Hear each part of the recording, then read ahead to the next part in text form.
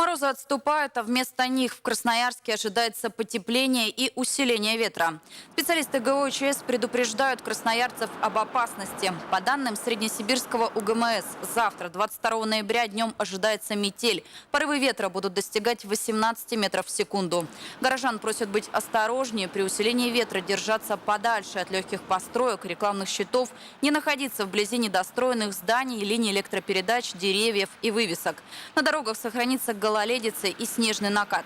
Телефон единой диспетчерской службы 273 08 16 и 112 с мобильных телефонов. А более подробный прогноз на неделю расскажет Денис Денисов.